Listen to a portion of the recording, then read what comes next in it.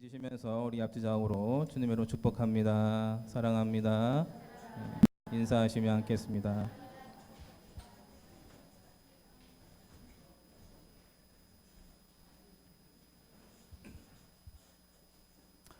할렐루야.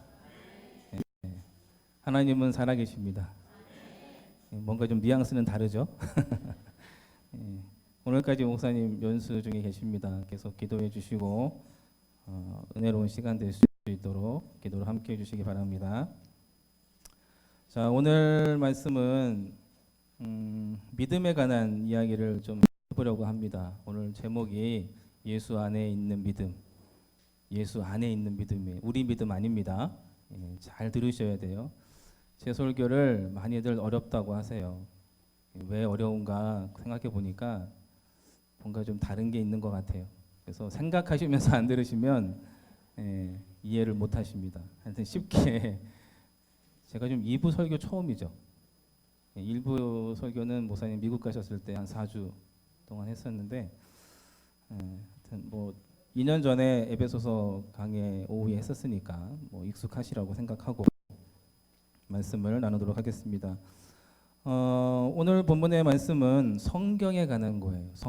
성경이 기록된 목적이 무엇인가, 어떻게 기록되었는가, 또 거기서 아주 중요하게 다루는 주제들이 무엇인가를 이야기하고 있고 우리에게 주는 교훈들이 무엇인가, 성경을 통해서 우리는 어떤 영적 유익들을 가질 수 있는가에 대한 기록들을 이렇게 쭉 하고 있습니다. 성경이라고 하는 것이 하나님의 말씀이고 주된 내용들은 예수 그리스도에 대한 복음입니다. 뭐 잘 알고 있는 내용들이죠.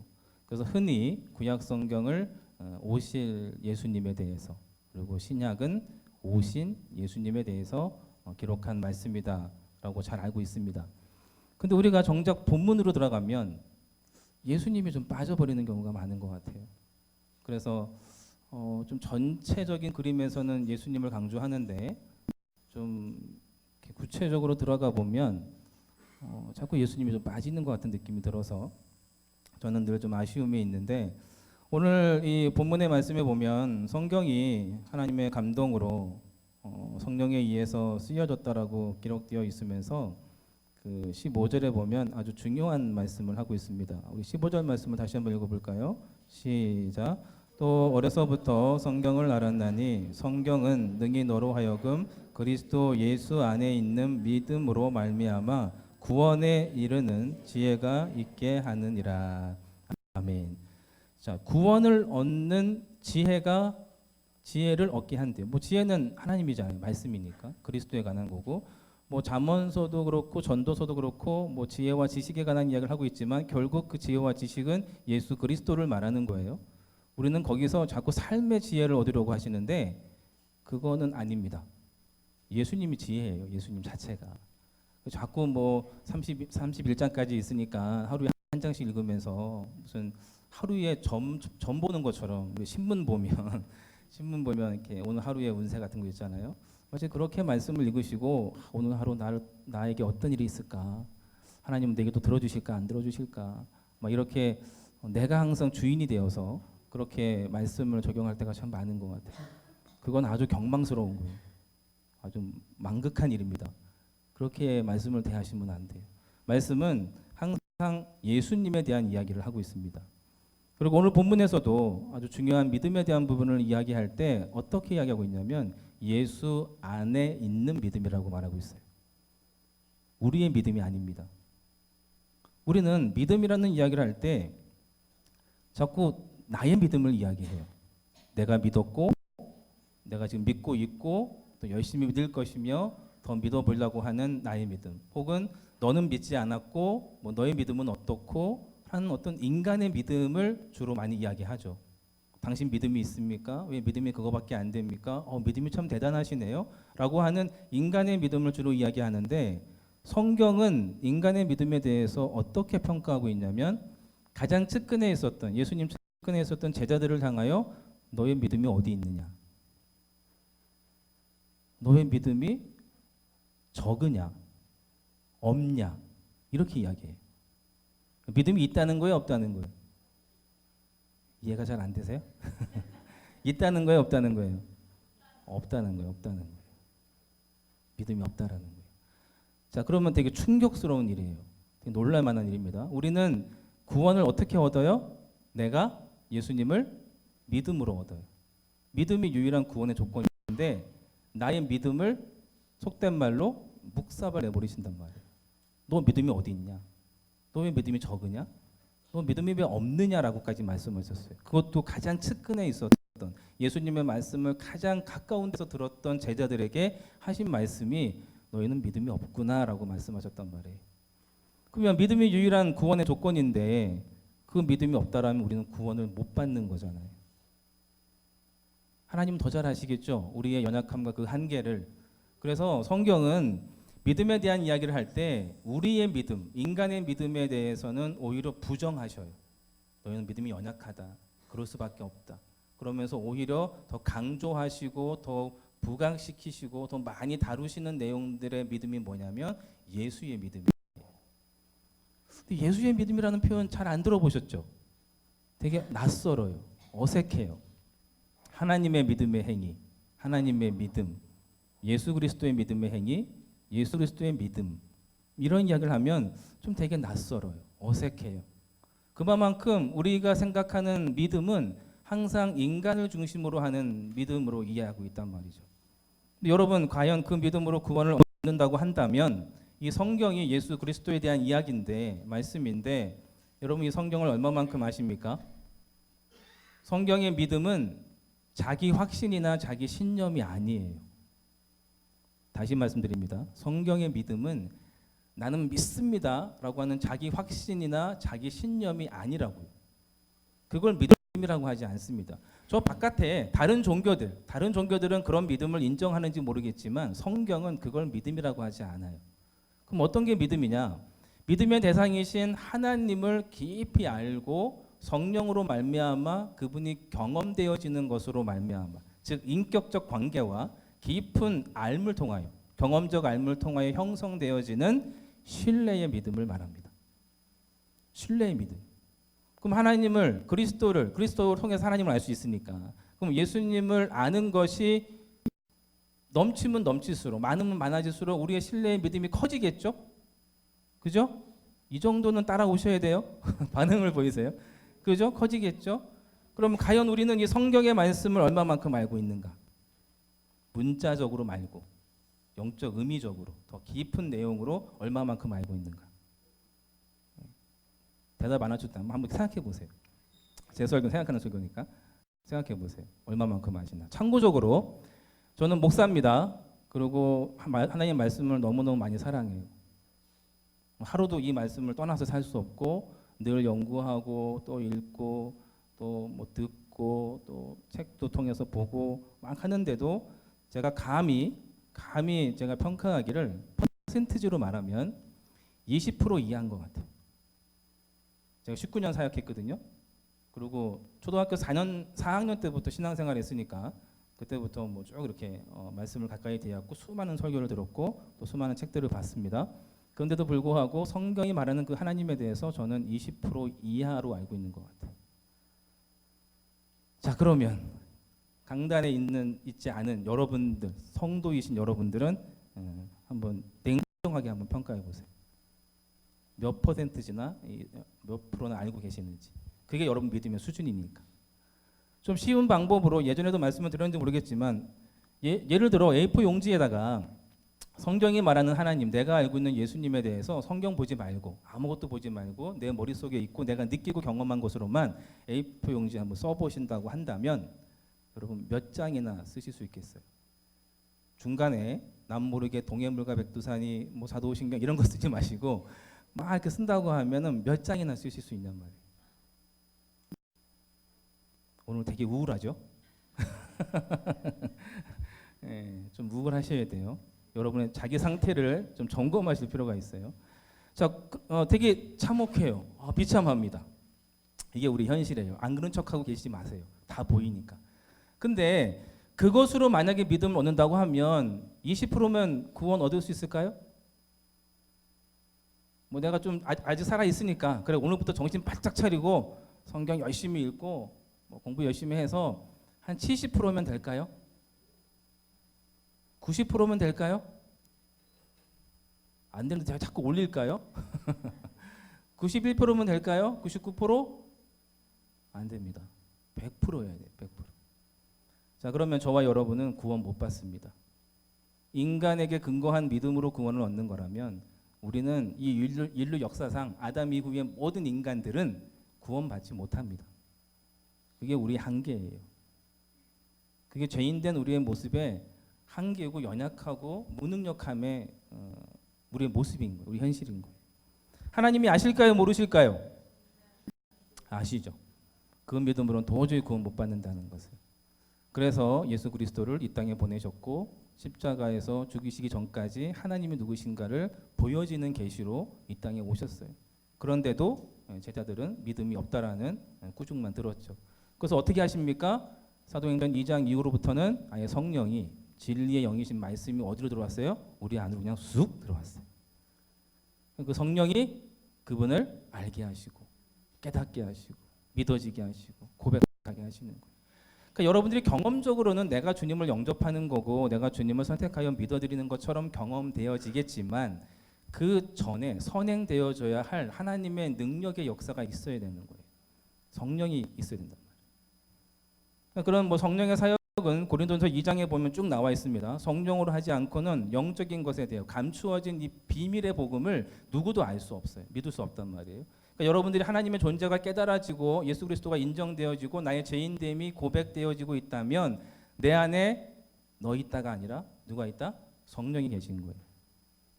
여러분의 성령 계십니까? 죄인임을 깨닫고 인정하십니까? 그건 성령이 없으면 안 돼요. 고린도전서 12장 3절에 보면 성령으로 하지 않고는 예수를 나의 주라 시인할 수 없다라고 되어 있어요. 여러분들이 그 시인하고 있다면 내 안에 성령이 계신 거예요. 그러면 그것은 택하신 자에게 하나님이 때에 대해서 주시는 거니까 그런 영적 반응과 증상이 있는 나는 구원을 받은 자인 거죠. 구원의 확신은 그렇게 점검하시는 거예요. 내가 뭐 성경을 열심히 읽고 뭐 삶의 어떤 모습들이 좀 괜찮고 교회 와서 사역 열심히 하는 것으로 나 이 정도면 구원 받을래나? 천만의 말씀. 그거 아니란 말이에요.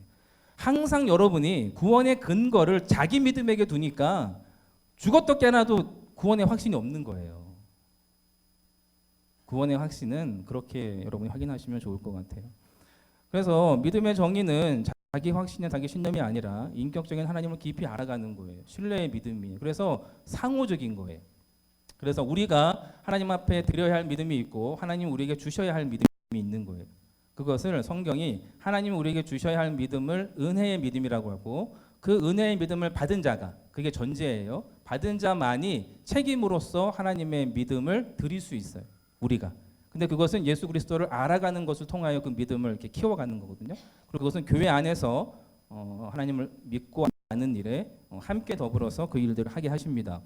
그런데 오늘은 성경이 우리의 믿음을 강조하고 있지 않으니까 성경이 강조하고 있는 예수 그리스도의 믿음에 대해서 좀 살펴보려고 합니다. 오늘 본문의 이 말씀은 디모데에게 주신 말씀이에요. 사도 바울을 통해서 디모데에게 보낸 서신이죠. 성령의 감동으로 쓰게 하셨고 목회자인 디모데에게 주신 말씀이에요. 그러면 이 목회자에게 주신 이 말씀에 대해서 성경을 어떻게 가르쳐야 하는가에 대한 이야기를 하고 있는데 이 디모데 후서만 좀 살펴보면 1장 1절을 같이 읽겠습니다. 디모데 후서 1장 1절 함께 있습니다. 시작. 하나님의 뜻으로 말미암아 그리스도 예수 안에 있는 생명의 약속대로 그리스도 예수의 사도된 바울은 아멘. 자, 생명의 약속이 누구 안에 있다고요? 예수 안에 있습니다. 1장 13절 함께 있습니다. 시작. 너는 그리스도 예수 안에 있는 믿음과 사랑으로서 내게 들은 바 바른 말을 본받아 지키고. 자, 믿음과 사랑이 어디 안에 있다고요? 예수 안에 있습니다. 2장 1절 함께 있습니다. 내 아들아 그러므로 너는 그리스도 예수 안에 있는 은혜 가운데서 강하고. 자, 은혜도 누구 안에 있다고요? 예수 안에 있습니다. 2장 10절 함께 있습니다. 그러므로 내가 택함 받은 자들을 위하여 모든 것을 참음은 그들을 그리스도 예수 안에 있는 구원을 영원한 영광과 함께 받게 하려 함이라. 자, 구원이 어디 안에 있다고요? 예수 안에 있습니다. 3장 15절은 오늘 말씀이었죠. 믿음이 바로 예수 안에 있습니다. 이처럼 성경은 예수 그리스도 안에 있는 것을 강조하세요. 우리 안에 있는 것은 다 무시하세요. 없다고 이야기하세요. 근데 여러분 잘 생각해 보세요. 여러분 신앙생활 하시면서 우리가 주로 관심 있는 게 어디에 있느냐 말이에요.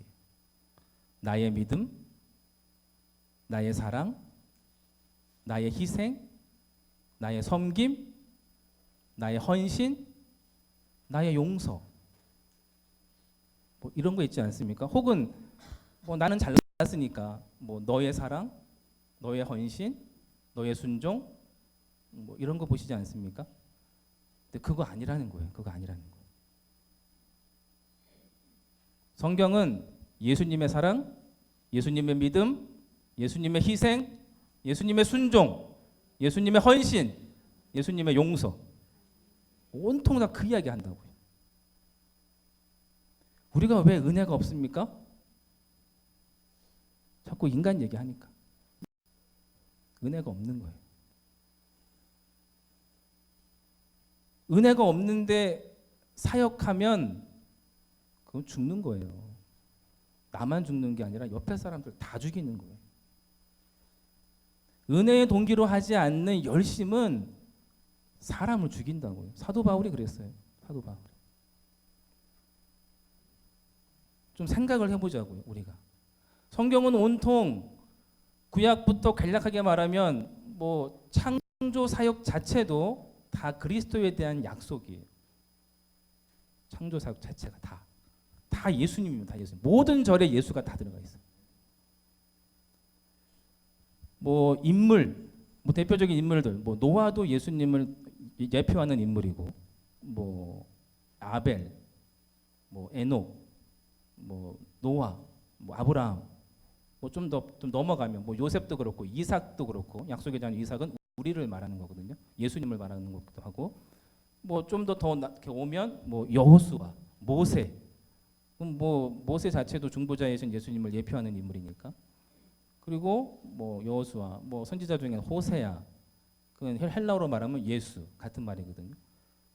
다 예수에 대한 이야기예요. 인물들도 성전, 성막, 기구들, 제사, 제물 다 예수에 대한 이야기예요. 성경 전체가 다 예수님에 대한 이야기예요.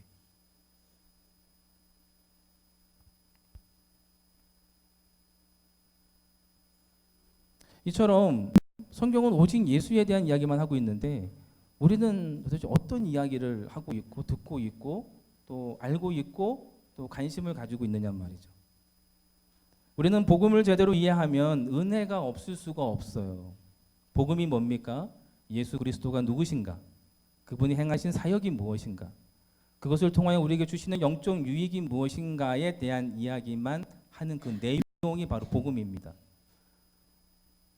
그것이 빠져버리고 예수님이 빠져버리고 인간의 열심, 인간의 노력, 뭐 인간의 헌신, 뭐 인간의 믿음, 뭐 인간 그건 다른 복음이라고 얘기해요. 그렇게 행했던 자들이 누굽니까? 예수님 당시의 바리새인들이고 종교 지도자들이었어요. 예수님이 아주 맹목하게 말씀하시죠. 독사의 자식들이라고 말하죠. 그들은 예수님의 이름으로 선지자 노릇하고 귀신을 내어 쫓고 능력을 행했어요. 근데 난 너희 도무지 모른다. 나와 상관없다. 너희는 불법을 행한다라고까지 책망하셨던 주님의 말씀을 우리는 잘 기억하고 있습니다. 도대체 우리는 무엇을 지금 관심을 가지고 교회에 나오고 하나님을 믿는다라고 말하는지를 좀 잘 생각해 봤으면 좋겠어요. 오늘 본문의 말씀에 보면 이 히브리서부터 우리 갈라디아서, 로마서 좀 통해서 이 성경이 말하는 예수 그리스도의 믿음이 무엇인가를 좀 살펴볼 건데요. 오늘 본문에 나와 있는 믿음에 대해서 오전에 살펴보고 오후에는 그 17절에 나와 있는 그 선한 일에 대해서 좀 살펴보도록 하겠습니다. 먼저 좀 히브리서로 한번 가볼게요. 히브리서 10장. 좀 성경을 많이 찾아야 되는데 찾기 어려우신 분들은 잘 들으시면 더 좋을 것 같습니다. 빨리 찾을 수 있는 분들만 좀 찾으셔서 같이 협력해 주시면 좋을 것 같아요. 신약성경 364페이지 히브리서 10장 38절입니다. 함께 있습니다. 나의 의인은 믿음으로 말미암아 살리라. 또한 뒤로 물러가면 내 마음이 그를 기뻐하지 아니하리라 하셨느니라. 아멘. 여기 나와 있는 의인은 믿음으로 말미암아 살리라. 이 말씀은 이미 구약에서 언급됐던 말씀이에요. 하박국 2장 4절에 보면 하박국 선지자에게 하나님이 하신 말씀이에요. 의인은 믿음으로 말미암아 사는 것이다. 자, 이 말씀을 중심으로 구약에서 하박국에게 하시는 하박국 선지자에게 하셨던 이 말씀이 로마서와 갈라디아서와 히브리서에 이 말씀이 있어요. 인용되어지고 있어요. 그러면 즉 그 말씀들, 그 성경들은 예수님의 믿음에 대한 이야기를 설명하는 거예요. 그게 핵심 주제인데, 그러면 히브리서에 이 말씀이 있으니까 히브리서에서 말씀하시는 예수님의 믿음을 어떻게 표현하고 있는지 한번 살펴볼게요. 같은 10장 39절 마지막 절 함께 있습니다. 시작. 우리는 뒤로 물러가 멸망할 자가 아니요 오직 영혼을 구원함에 이르는 믿음을 가진 자니라. 아멘. 자, 영혼을 구원하는 믿음을 가진 자래요. 이거는 내게 있는 것이 아니라 소유되어진 거예요. 주어진 거란 말이에요. 이 말씀을 하고 나서 우리가 잘 알고 있는 히브리서 11장은 믿음의 장인데, 이 믿음이라고 하는 것에 대한 정의로 시작해서 믿음의 선진들에 대한 언급을 쭉 하고 있습니다. 그러므로 계속해서 믿음으로 아벨은, 믿음으로 노아는, 믿음으로 아브라함은 쭉 나오죠. 자, 1절 11장 1절부터 3절 함께 있습니다. 읽을 때에 믿음을 예수라고 하는 것을 기억하시면서 읽어보세요. 시작. 믿음은 바라는 것들의 실상이요 보이지 않는 것들의 증거니 선진들이 이로써 증거를 얻었느니라. 믿음으로 모든 세계가 하나님의 말씀으로 지어진 줄을 우리가 아나니 보이는 것은 나타난 것으로 말미암아 된 것이 아니니라. 아멘. 자, 믿음은 즉 예수는 바라는 것들의 실상이요 보이지 않는 것들의 증거다. 또한 3절에 보면 예수로 말미암아 모든 세계가 하나님의 말씀으로 지어진 줄을 우리가 알게 된다라고 되어 있습니다. 그러면서 뒤로 가보세요. 11장 39절. 자, 믿음으로라는 표현들은 항상 예수의 믿음으로 이해하시면 되는 거예요. 결론적으로 말하면. 그렇게 생각하시면서 한번 읽어보세요. 39절 시작. 이 사람들은 다 믿음으로 말미암아 증거를 받았으니 약속된 것을 받지 못하였으니. 아멘. 40절에 보면 좋은 것, 이거는 뭐 신약에서는 성령으로 표현되어지는데, 하여튼 어찌됐든 구원을 얻는 믿음, 정말 참된 믿음의 능력은 예수 그리스도의 믿음, 성령으로 주어지는 믿음, 경험케 하시는 믿음을 이야기하고 있는 거예요. 그럼 어떤 근거에서 이 믿음으로라는 표현을 예수의 믿음으로 말씀하십니까? 바로 12장에 나와 있어요. 12장 2절 전반부만 한번 읽어보겠습니다. 시작. 믿음의 주요 또 온전하게 하시는 이인 예수를 바라보자. 거기까지. 자, 믿음의 주라는 표현은, 주라는 것은 주인 되심, 주관자, 그러니까 그 자체이시라는 거예요. 그러니까 믿음은 즉 누구라는 거예요? 예수 그리스도라는 거예요. 그러니까 여러분, 사랑이라고 하는 것은 하나님이 사랑이라 그러잖아요. 본인 자체를 사랑이라 그러고, 또 예수님은 자신을 빛이라 그러고, 생명수라 그러고, 또 떡이라 그러고, 뭐 이런 표현들을 쓰잖아요. 인간에게 있어서 생명을 유지케 하는 아주 중요한 것들을 다 예수님이라고 이야기해버려요. 그리고 뭐 사랑도 예수님, 하나님이라 그러고, 뭐 어떤 중요한 개념들을 그냥 그 자체가 하나님이라고 이야기를 해버려요. 그러니까 이건 무슨 말이냐면, 근본적인 부분에서 하나님만 있잖아요. 모든 것이 그분으로부터 모든 만물이 창조되었으니까. 그러니까 만물 자체에서도 하나님이 다 이렇게 드러나고 있고 계시되어져 있다고 하는데, 모든 것이 다 하나님인 거예요. 예수 그리스도로 나타나지만 보여지는 것으로. 그러면 우리는 모든 것에 대한 사전적 개념들이 다 예수 그리스도로 이렇게 귀결되어야 돼요. 다 그분께로 가야 돼요. 그러니까 사랑이라고 하면 하나님만 사랑인 거예요. 우리는 사랑할 수 없는 거예요. 근데 사랑을 흉내내고 있죠. 어떻게 흉내내고 있어요? 자기 사랑으로 흉내내고 있단 말이에요. 근데 하나님 사랑은 자기 사랑이 아닌 거예요. 내어주는 사랑, 버려지는 사랑, 희생되어진 사랑을 말한단 말이에요. 그건 하나님만 할 수 있는 거예요. 믿음도 마찬가지예요. 우리는 믿을 수 없어요. 그러니까 우리 존재 자체가 죄인이라고 하는 것을 잊으시면 안 돼요. 연약한 한계를 가지고 있는 무능력한 자라는 것을 여러분 철저하게 깨달으셔야 돼요. 그래서 자꾸 나에게 뭔가를 가치 부여를 하고 근거로 잡으시면 그건 다 흔들리는 거예요. 넘어지는 거예요. 항상 예수 그리스도에게 근거를 두셨다라는 걸 잊지 말으셔야 돼요. 그래서 바로 그분 자체가 믿음이시고 그분이 또한 그 믿음을 온전하게 끌어가신다는 거예요. 그분을 바라보자라는 거예요. 그분을 의지하라는 거예요. 그분을 신뢰하라는 거예요. 성경이 그렇게 말하고 있다라는 거죠. 그러면 갈라디아서로 가볼게요. 갈라디아서 3장 11절.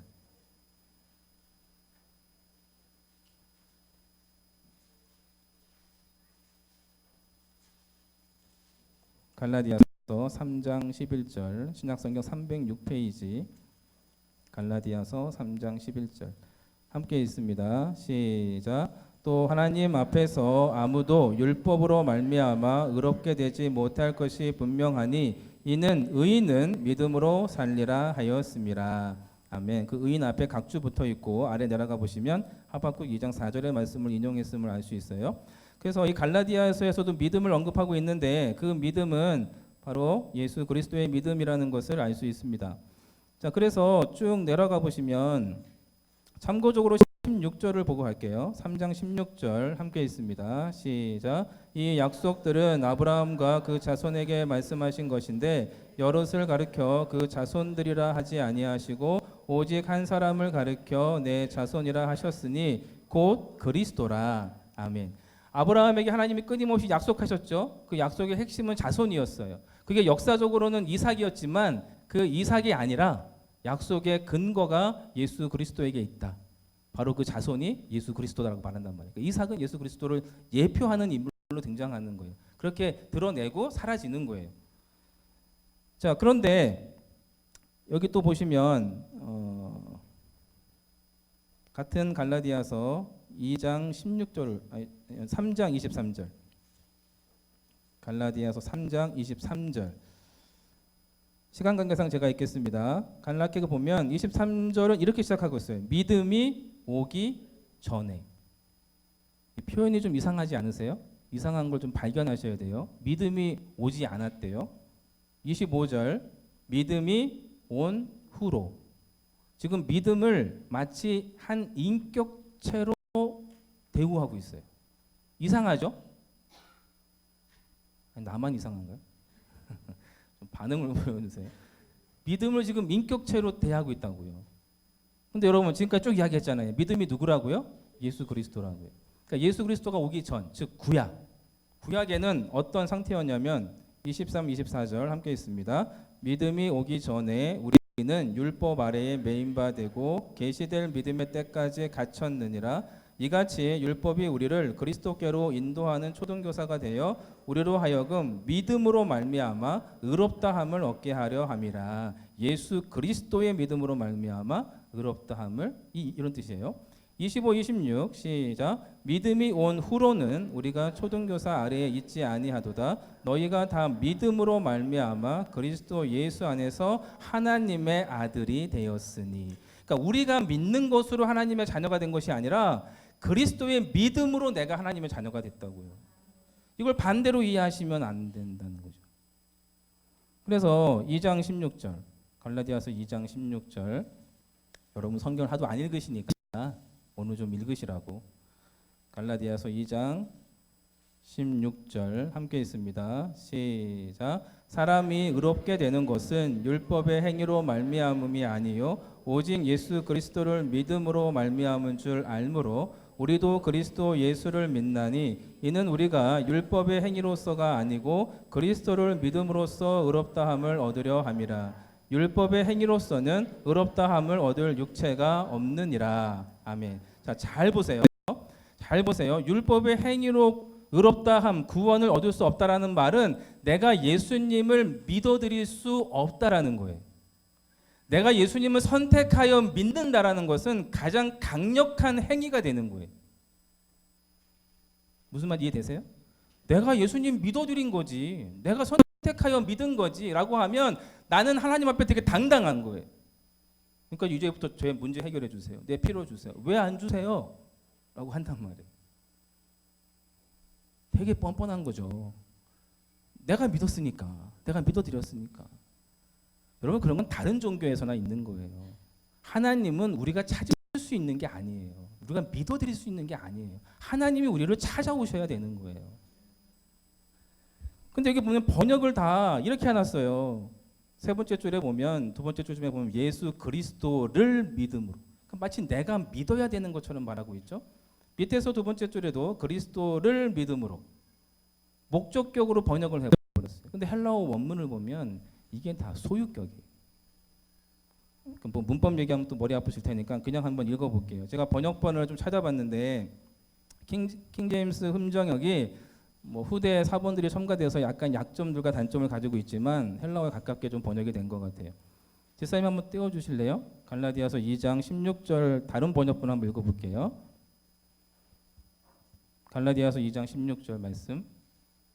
네, 떴나요? 같이 읽어보겠습니다. 시작. 사람이 율법의 행위로 의롭게 되지 아니하고 오직 예수 그리스도의 믿음으로 되는 줄 알므로 우리도 예수 그리스도를 믿었나니 이것은 우리가 율법의 행위가 아니라 그리스도의 믿음으로 의롭게 되고자 함이라. 율법의 행위로는 어떤 육체도 의롭게 될 수 없느니라. 아멘. 좀 더 매끄럽지 않으세요? 원래 원문에도 이게 목적격이 아니에요. 을로 번역하면 안 되는 거예요. 근데 이 인본주의적 신학이 뭐 초교파니까 성경을 각 교단에 다 봐야 되니까 번역을 이렇게 해버렸어요. 그러니까 우리가 믿어드리는 게 아니라 그리스도의 믿음이 우리에게 적용되어지는 거라고요.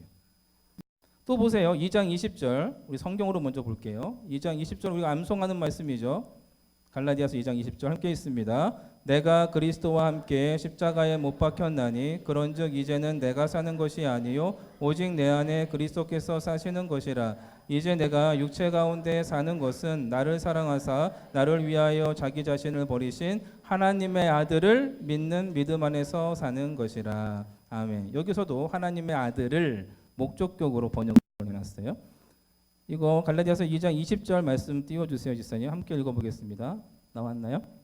같이 있습니다. 내가 그리스도와 함께 십자가에 못 박혀 있으나 그럼에도 불구하고 사노라. 그러나 내가 아니요 그리스도께서 내 안에 사시느니라. 나는 지금 내가 육체 안에서 사는 삶을 나를 사랑하사 나를 위해 자신을 주신 하나님의 아들의 믿음으로 사노라. 아멘. 전적인 예수 그리스도를 강조하고 있단 말이에요. 그분의 믿음만을 드러내고 있단 말이죠. 여기에 뭐 우리가 믿을 수 있고 뭐 믿어야 된다 이런 뉘앙스는 전혀 없어요. 이게 또한 하나님의 믿음의 행위라고 할 수 있는데 같은 갈라디아서 3장 22절 3장 22절 함께 있습니다. 시작. 그러나 성경이 모든 것을 죄 아래에 가두었으나 이는 예수 그리스도를 믿음으로 말미암는 약속을 믿는 자들에게 주려 함이라. 아멘. 여기도 목적적으로 번역해놔서 내가 예수를 믿으면 그분의 약속이 내게 주어지는 것으로 조건적인 행위로 언급하고 있단 말이에요. 근데 약속을 내가 믿어드리는 걸로 받는 것입니까? 그거는 성경 전체가 일관성 있게 그 얘기를 하고 있지 않아요. 우리가 하는 것이 아니란 말이에요. 이것도 킹제임스 버전 한번 볼게요. 갈라디아서 3장 22절 말씀 함께 있습니다. 그러나 성경 기록이 모든 것을 죄 아래 가두어 두었으니 이것은 주께서 믿는 자들에게 예수 그리스도의 믿음으로 말미암는 약속을 주려 하심이라. 아멘. 그러니까 믿음의 조상인 아브라함에게 하신 약속은 결국 예수 그리스도의 믿음에 근거해서 그에게 주어지는 거예요. 아까 약속의 자손은 그리스도라고 갈라디아서도 언급하고 있죠. 그리고 이제 오후 예배 때 살펴보겠지만 하나님의 믿음의 행위로 아브라함이 믿음의 조상이 되는 거지 그가 스스로 하나님을 믿어가는 게 아니에요. 시작부터 아브라함은 믿음이 없었어요. 아브라함의 믿음은 창세기 15장 6절에 가서야 그가 내가 여호와를 믿으니 라는 고백을 한단 말이에요. 그제서야 한참 지나고 나서야 믿을만 하다는 생각이 드니까 그때서야 믿었다고. 갈대아우로 떠날 때 믿은 게 아니라고요. 순종도 안 했어요.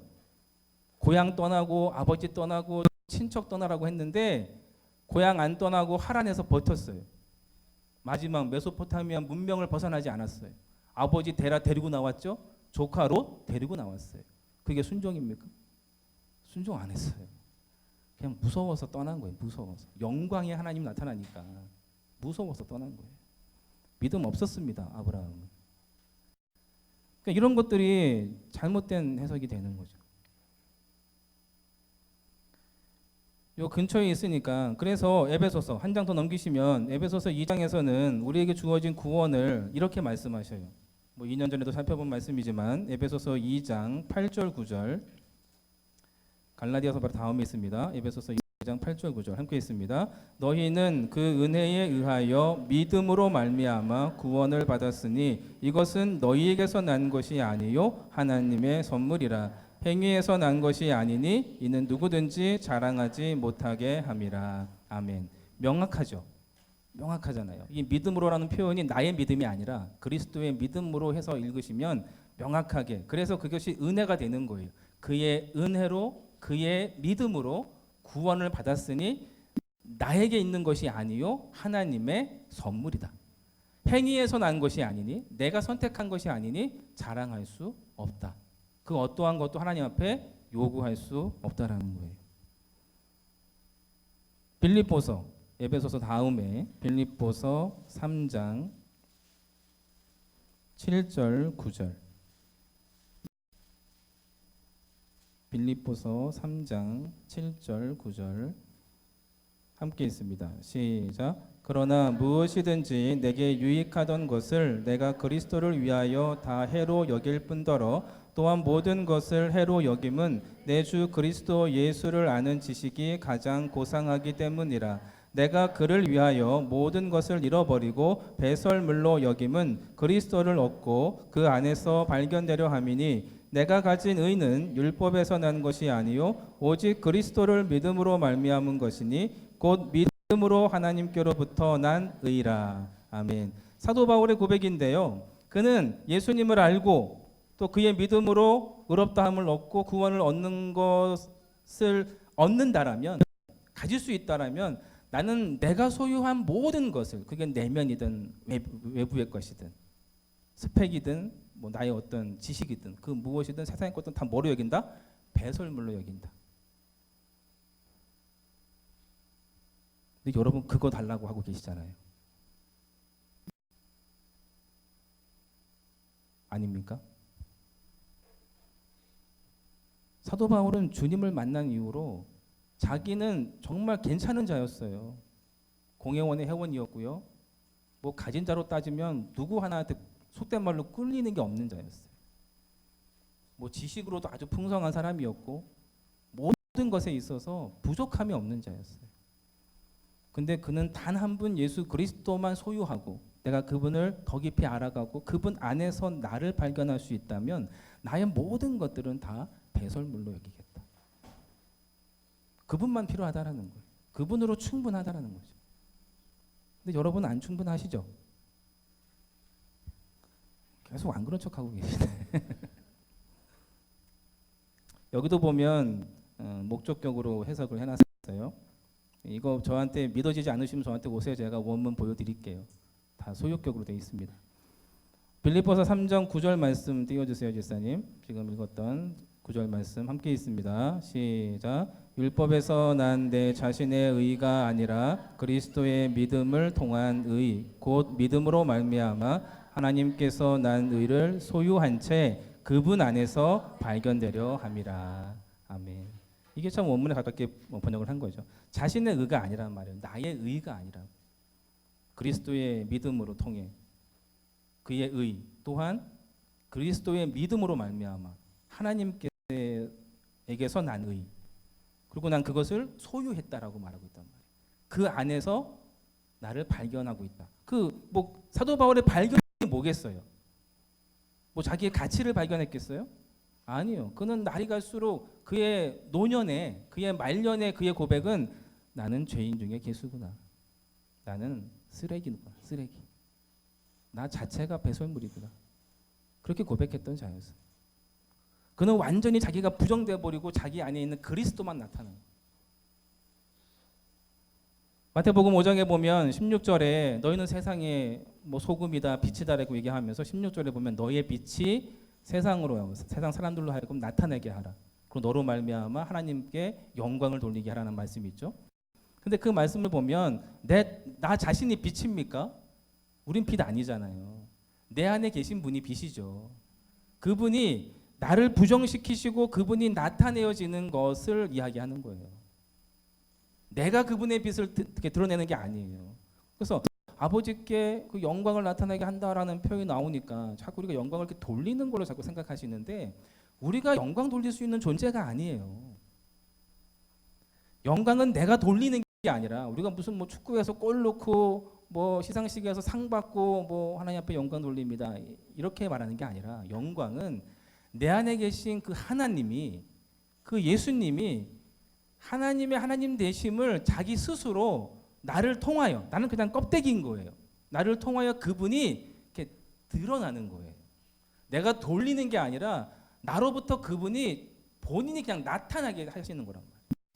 그러기 위해서는 내가 부정당해야 되는 거예요. 내가 부인돼야 되는 거예요. 그래야 그분이 나타날 수 있는 거니까. 그래서 성도의 삶은 끊임없이 나를 쳐나가는 거지 자꾸 나를 이렇게 뭔가를 이렇게 쌓아가는 게 아니에요. 여러분 뭐 부자로 잘 살고 하시는 일이 잘 되고 성공하면 좋겠죠. 자녀들도 그렇고 뭐 아버지 마음이야 그렇지 않겠습니까마는 여러분 그것은 하나의 일반적인 은총으로 보셔야 돼요. 우리가 열심히 믿으면 다 복 받는 거 아닙니다. 열심히 믿어도요 상상도 못하는 일이 생겨요. 너무 억울하죠. 열심히 하나님 믿었는데 그런 일이 생긴다고요. 근데 불신자들은 하나님을 모르는데도 잘 살잖아요. 그건 일반 은총이에요. 그냥 주시면 감사한 거고 안 주셔도 어쩔 수 없는 거예요. 오히려 그건 내게 있으면 나를 죽이는 거예요. 그러니까 안 주시는 거예요. 자꾸 여러분 내가 열심히 신앙생활해서 뭔가 대박 터지려고 하지 마세요. 우리를 비워나가는 거예요. 우리를 죽여나가는 겁니다. 그게 성도의 삶인 거예요. 하나님 그것으로 우리와 싸우세요. 야곱의 삶이 그랬고요. 다윗도 그랬어요. 왕이지만 그는 아주 바닥을 쳤어요. 바닥을. 성경의 모든 인물 중에 누가 세상에 말하는 그런 가치를 소유한 사람이 있습니까? 없습니다. 오늘 세신자분들이 오셨는데 여러분 예수 그리스도가 가장 가치 있는 거예요. 그게 복입니다. 그분을 아는 게 은혜인 거예요. 그걸로 사는 거예요. 오늘 지금 고백하고 있는 것처럼. 로마서로 가볼게요. 자, 로마서. 이제 로마서 부분만 정리하고 마치겠습니다. 로마서 1장입니다. 로마서 1장 17절.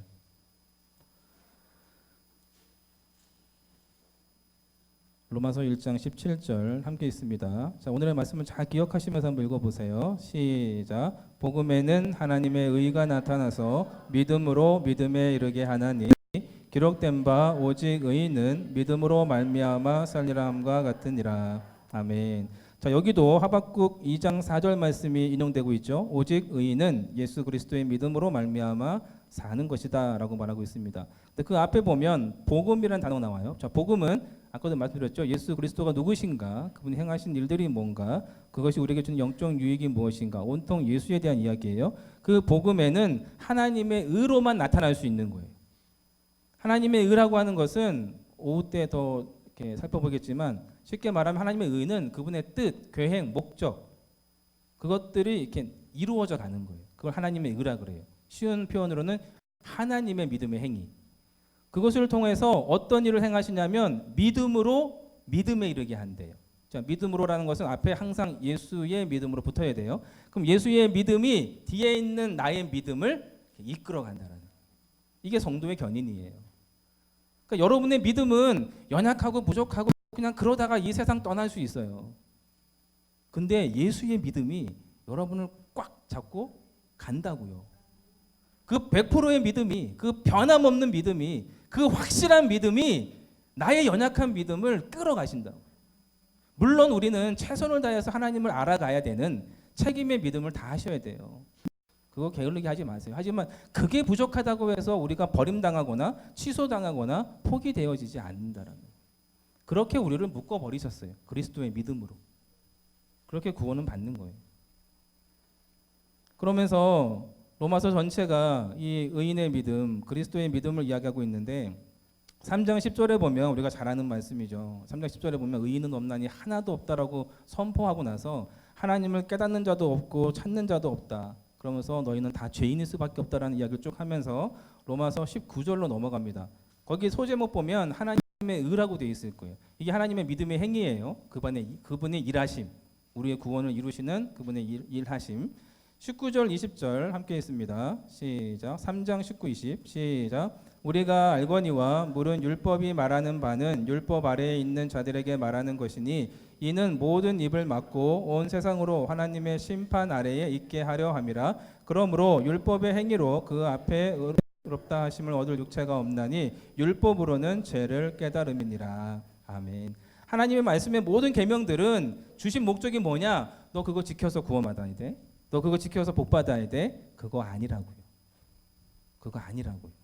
율법과 말씀을 주신 건 너희는 그거 지킬 수 없어. 너는 죄인이야. 그걸 깨닫게 하시려고 줬다고.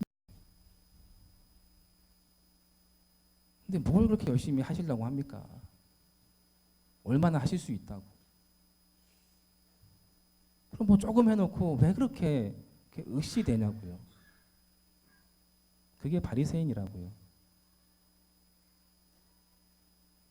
그렇다고 아무것도 하지 말라는 건 아니고 은혜 받은 대로 하시라고요. 순서가 바뀌면 안 된다고요. 여러분이 정말 해야 될 거, 정말 갈급하게 열심을 내야 될 거는 성경을 통하여 내 삶을 통하여 하나님을 끊임없이 알아가는 것. 그게 중요하다고요. 그게. 그러다 보면 그 믿음의 힘이 나를 일으켜 세우고 나의 모든 어려운 상황들을 극복하게 하시고 넘어가게 하시고 그렇게 하신다고요. 그래서 여기도 보면 21절에 보면 이제는 그거 다 아니고 이제는 율법 외에 하나님의 한 의, 하나님의 행위, 하나님의 믿음의 행위, 예수 그리스도의 믿음이 나타났으니 율법과 선지자, 구약 성경들이 증거를 받은 것이라 곧 22절 곧 예수 그리스도를 믿음으로. 여기도 또 목적격으로 번역을 해놨어요.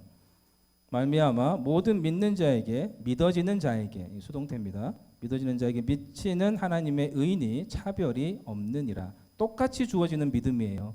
여러분 제가 받는 구원에 얻는 믿음도 100%고요. 여기 있는 여러분 다 100% 받아요. 그러니까 잘난 척하지 마세요. 우리의 믿음은 다 받아치는 거고 그래봐야 20% 못 넘을 거예요. 아닌가요? 못 넘을 거라고요. 그걸로 잘난 척하지 마시고 구원을 얻는 그리스도의 믿음은 다 똑같이 줬다고요. 똑같이. 자꾸 좀 의시되지 마세요. 장로나 뭐 저 밑에 주일학교 학생이나 똑같이 주시는 거예요. 차별이 없습니다. 자, 여기도 한번 볼게요. 번역본 로마서 3장 22절. 로마서 3장 22절 함께 있습니다. 시작. 그것은 안 떴나요? 로마서 3장 22절 마지막 말씀 나왔나요? 네, 함께 읽겠습니다. 그것은 곧 예수 그리스도의 믿음으로 말미암아 모든 자에게 미치고 믿는 모든 자 위에 임하는 하나님의 의인이 거기에는 차별이 없느니라. 아멘. 좀 이해가 되시죠? 좀 정리가 되시죠? 뭐 더 이상 쉽게는 못 하겠어요. 이건 제 능력 밖입니다. 자, 그래서 밑에 좀 더 보시면 23절에 모든 사람이 죄를 범하였음에 하나님의 영광에 이르지 못하더니 자꾸 사람이 나오면 다 부정한다고요. 다. 너 아니야. 너희는 안 돼. 너희는 죄인이야. 이렇게 말한단 말이죠. 그래놓고 24절 그리스도 예수 안에 있는 속량으로 말미암아 하나님의 은혜로 값없이 의롭다 하심을 얻은 자 되었느니라. 이 예수를 하나님이 그의 피로써 십자가로서 그의 믿음으로 그리스도의 믿음으로 말미암는 화목제물로 세우셨으니 이는 하나님께서 길이 참으시는 중에 전에 지은 죄를 간과하심으로 자기의 의로우심을 나타내려 하심이니 곧 이때에 자기의 의로우심을 나타내사 자기도 의로우시며 또한 예수 믿는 자 믿어지는 자들을 의롭게 하려 하심이라. 그런즉 자랑할 때가 어디냐? 있을 수가 없느니라. 무슨 법으로냐? 행위 아니라 오직 믿음의 법이로니라. 그러므로 사람이 의롭다 하심을 얻는 것은 율법의 행위에 있지 않고 예수 그리스도의 믿음으로 되는 줄 우리가 인정하노라 하면서 이 30절 31절에도 믿음으로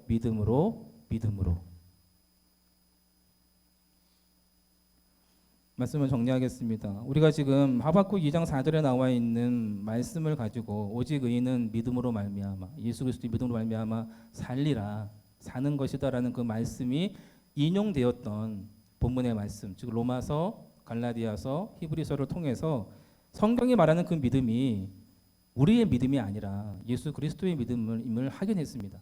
자, 그렇다면 결론적으로 의인은 예수 그리스도의 믿음으로 말미암아 사는 것인데 그럼 과연 그 믿음은 어떤 삶을 말하는 것인가? 하박국 선지자가 선지자 활동을 했던 그 시대는 이미 아수르에 의해서 북이스라엘이 멸망했어요. 저 갈대아 우리에 있는 문명의 발생지 그 아주 강력한 제국에 의해서 이미 먼저 타락하고 더 강력한 우상을 섬겼던 북이스라엘이 멸망했습니다. 그리고 나서 그 아수르를 멸망케 한 나라가 또 생겼어요. 그게 바벨론이죠. 더 강력한 나라가 생겼어요. 그리고 그 나라가 이제 남유다를 위협하는 거예요. 이미 막 침범을 하고 있어요. 막 겁을 주고 있어요. 막 유린당하고 있고 조롱당하고 있고 막 사람들이 막 죽어나가는 거예요. 결과는 어떻게 됐습니까? 망했어요. 멸망했어요. 인간을 부정하는 거죠. 철저히 부정하시는 거죠. 그때 하박국이 하나님 앞에 막 따지는 거예요. 하박국 한번 읽어보세요. 짧으니까 3장밖에 없으니까 집에 가서 꼭 한번 읽어보세요. 오늘 말씀 잘 기억하시면서 막 따지는 거예요. 하나님 어찌하여 저 이방인들 저들이 어떻게 하나님의 선민 이스라엘을 이렇게 괴롭힐 수 있습니까? 이렇게 유린당할 수 있습니까? 어떻게 멸망하도록 내버려 두고 계십니까? 어찌하여 그러고 계십니까? 하나님은 죽으셨습니까? 율법의 공의가 다 끝난 겁니까? 라고 막 따지는 거예요. 그때 하나님이 하박국 선지자에게 단 한마디 하시는 거예요. 의인은 예수 그리스도의 믿음으로 사는 것이다. 네가 멸망되어 죽는다 하더라도 이 땅의 삶이 전부가 아니라는 거예요. 우리의 죄 때문에 죽지만 나의 욕심 때문에 망하는 거지만 내 것 때문에 더 고난의 삶을 살게 되는 거지만 그럼에도 불구하고 하나님이 택하신 자들에게 하나님이 유일하게 하시는 말씀, 그 절망과 같은 상황들, 도저히 이해할 수 없는 이 상황들 속에서 우리에게 하시는 단 한 가지 말씀, 죄인으로서 깨달아져서 의인이라 칭함을 받은 너희들은 예수 그리스도의 믿음으로 사는 것이다. 그것으로 끝이다. 그것으로 전부다라고 말하는 거예요. 뭐 망하면 어떻습니까? 망하면 좀 어떠세요? 사도 바울이 고백했던 것처럼 배설물과 같은 거, 주님의 재림하시면 다 타버리고 없어질 것들, 뭐 미리 망한들 어떻습니까? 그걸 통해서 내가 예수 그리스도를 더 깊이 알 수 있다라면 오히려 그것이 더 값진 거라는 거예요. 그게 더 참 행복을 누릴 수 있다라는 거죠. 그래서 마지막으로 하박국 선지자가 고백했던 말씀을 읽고 마치겠습니다. 구약성경 1305페이지 하박국 3장 구약 후반부에 있습니다. 1305페이지 하박국 3장 여러분 잘 아시는 말씀인데요. 하박국 3장 17절에서 18절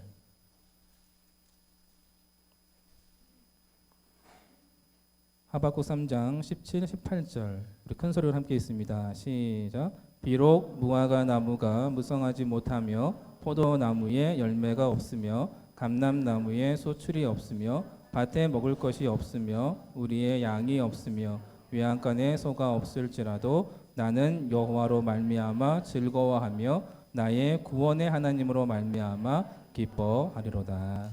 아멘. 이 하박국 선지자의 고백이 저와 여러분의 고백이 되기를 주님의 이름으로 축원합니다. 우리 다 같이 일어나셔서 우리 세상 흔들리고 이 찬양 드리면서 봉헌하겠습니다. 오늘 곡을 좀 바꿔서 찬양할게요. 오늘 말씀 기억하시면서 오늘 이 찬양 하나님 앞에 올려드리겠습니다.